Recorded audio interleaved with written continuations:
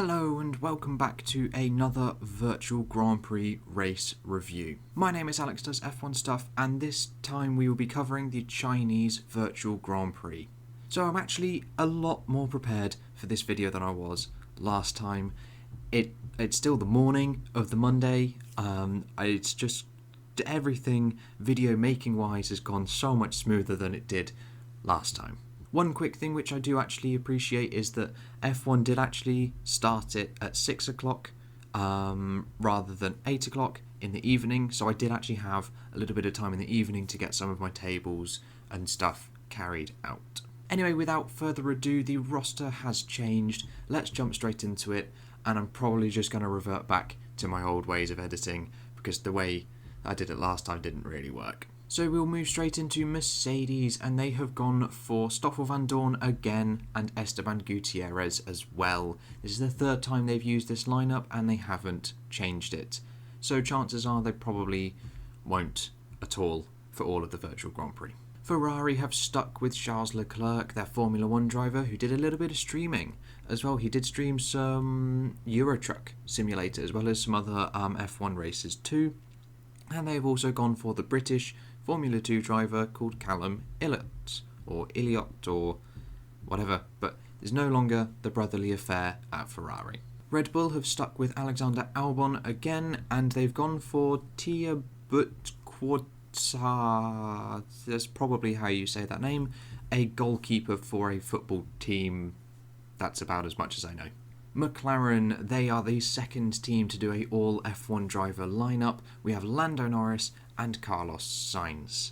Renault, they've gone back to their old dream team with Ian Poulter, the Ferrari man, and Guan Yu Zhou, round 1 winner in Bahrain, their Formula 2 driver at the moment. AlphaTauri have employed Ciro Immobile, a football person, again not too interested, and Liam Lawson, a Formula 3 driver, also British, I believe.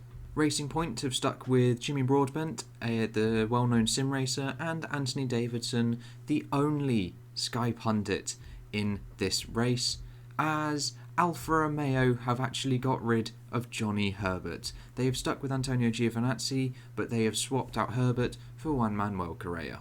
Penultimately, Haas have kept their lineup from 2 weeks ago with Pietro Fittipaldi and Louis Delatraz, both of their reserve drivers and current Formula 2 drivers. And finally, Williams is the second team to keep a all F1 driver lineup. So qualifying, again, it was a 18-minute session with the commentators sort of just going over, just chatting for the first 5 or 10 minutes of qualifying and then jumping into it when we had a couple minutes left. Personally, I would like to watch the whole bit of qualifying and just listen to them talking, whether they're talking about the qualifying or not. But hey ho, that's how they chose to run it. So we'll move straight into the results. So without further ado, we will jump straight into the results of qualifying, and it was another pole position for Charles Leclerc. And why is my animation not working? So taking a look at the qualifying results, I've just done a quick little bit of bugbearing at my animations, and I just cannot see why it doesn't want to run. We have another pole position for Charles Leclerc, much like his last race 2 times out. Russell is in P2 with Albon P3, Vandoorne, Delatraz, Latifi, Zhou, Gutierrez, Giovinazzi, Fittipaldi, Lawson, Sainz, Ilott, Immobile, Correa, Courtois, Broadbent, Davidson, Poulter and Norris, rounding off the grid, who failed to set a time. Unfortunately, again for Norris, he had connection issues. Whether his game was crashing, whether it was his internet, whether something is going on, just Norris cannot race, and it is quite frustrating. But as you can see there though, qualifying was actually very, very close. I think from Albon down to, where are we looking, Fittipaldi, there's about 4/10 covering just a couple drivers. It was immensely close. So moving from qualifying to the race, why does that animation work and my other one doesn't? It doesn't make any sense. I've changed nothing. I just keep a little pro forma of exactly how to run these videos and it doesn't work. Why? So we'll get into the race result and let's hope this animation decides to work. It is a victory for Charles. It doesn't work at all, so we'll just skip forwards. There you go, there's the race results. It was another victory for Charles Leclerc. It wasn't a lights to flag victory though, I will say that. There were a couple battles. He had a good battle with Albon, although we didn't see it. But I'll get onto that a bit later. So Leclerc won with Albon second, the returning Zhou third, Russell fourth, Van Dorn fifth, followed by Gutierrez, Lawson, Delatraz, Latifi and Sainz rounding off the top 10. Fittipaldi, Ilott, Broadbent, Correa, Courtois, Davidson, Immobile, Poulter, Giovinazzi and Norris rounds off the race runners.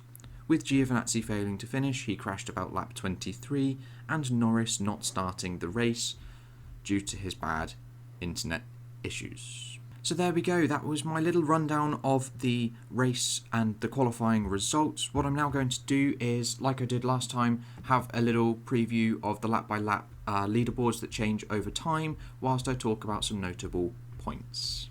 So I think the biggest one to start off with is Lando Norris failing to start again.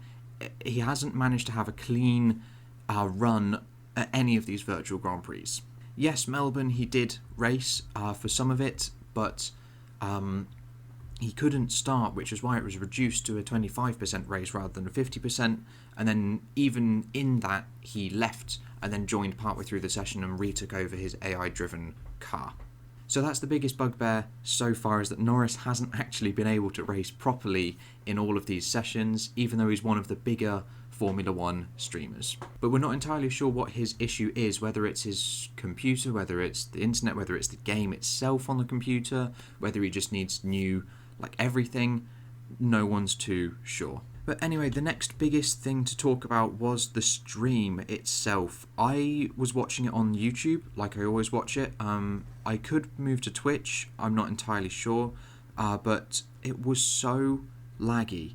I don't know, there was loads of people complaining in the chat that it was buffering, it was 360p potato quality, the sound was bad, it wasn't fantastic at all. But that did only happen for the first 20-ish minutes, so it went mostly into qualifying, but for the race it was absolutely fine.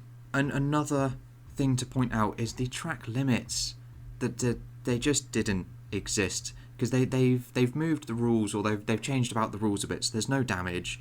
Track limits are lenient and penalties are set to lenient, so you can basically do whatever you like.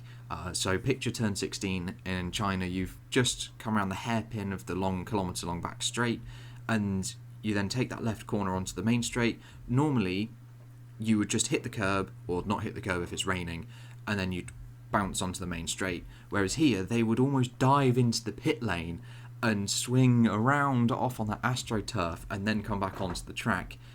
It just, track limits didn't exist whatsoever in this session. So taking a look at the race though, Broadbent had an insane start. I think he started 19th or 16th or something like that. He was up to 9th at one point, and then throughout the pit stop phases, he did a late pit stop, I think, and ended up in first for, I think it was about a lap, maybe half a lap or something like that. It wasn't a net lead or anything, but he did lead the race at one point. So did Carlos Sainz. Carlos Sainz led a little bit, and Lawson as well in the AlphaTauri. Or Tauri, being fancy today. But there were loads of penalties still, even though it was on lenient, just penalties were just bouncing about all over the place. And like I mentioned as I gave a rundown of the race, there was a battle between Charles and Albon, but they just didn't want to go and see it, because we could see on the leaderboard that they were chopping and changing, they were swapping positions around, but they just didn't go to it. They did some cool in-race interviews with Poulter and the voice of Courtois as well. So they would talk to them whilst they were racing, and Poulter did actually spin whilst the commentators were on board with him, which I found quite funny as well. So there we go, I think that's the end of my little race rundown. I'm going to move on to the championships now, but I just want to try and keep it nice and brief and short, unlike the last video. So taking a look at the Drivers' Championship, this is the official championship, how F1 would normally run it, and oh my god, my animations, why don't they want to work today? Oh well, it's okay. So that is the official championship after round 2 in Melbourne, with Van Dorn leading in front. I am only keeping a track of the point scorers, simply because the non-point scorers, some of them may not return, and there's about 30, almost 40 now runners, and the table will just be massive. So I'm only going to keep a track of the current point scorers. So this table goes to, it's bugging me so much that my animations aren't there, but whatever. It now goes to this after China. Charles Leclerc takes the lead with his 2 victories over Guan Yu Zhao, Van Dorn, Russell, Albon, Lundgaard, Eng, Broadbent, Arthur, Leclerc, Latifi, Norris, Giovinazzi, Delatraz, Gutierrez, Salvadori, Lawson, Red-Eye, Beganovic, and Sainz with 1 point. So that's the official points system, exactly like a normal F1 championship would run.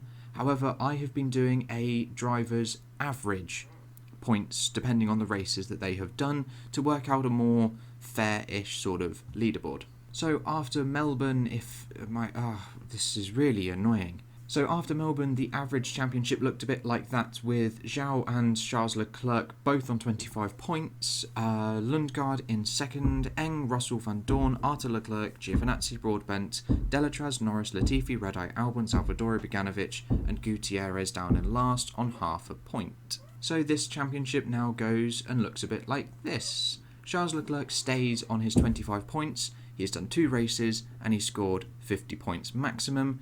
Zhao is now second with Lundgaard third, Eng, Russell, Van Dorn, Arthur, Leclerc, Albon, Lawson, Giovinazzi, Delatraz, Norris, Broadbent, Red-Eye, Latifi, Salvadori, Gutierrez, Beganovic, and Sainz. So you can see there is some jostling of positions around there from the 2 tables, with Charles Leclerc going up to first and Zhao moving down to second, but mostly people are staying where they were.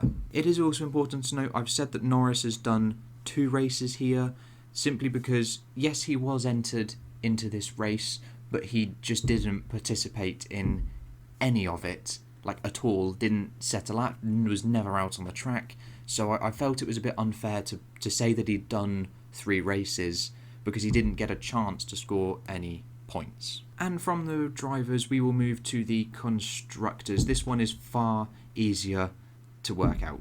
So from Melbourne, again my animations aren't working, but that was the leaderboard after Melbourne. Renault ahead of Ferrari, ahead of Mercedes, Williams, Red Bull, Racing Point, McLaren, Haas, Alfa Romeo, and then Alfa Tauri.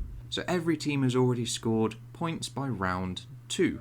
So we'll move to round 3 now, and as you can see, Ferrari take the lead over Renault, Mercedes, Williams, Red Bull, Racing Point, Haas, Alfa Tauri, McLaren, and Alfa Romeo now last.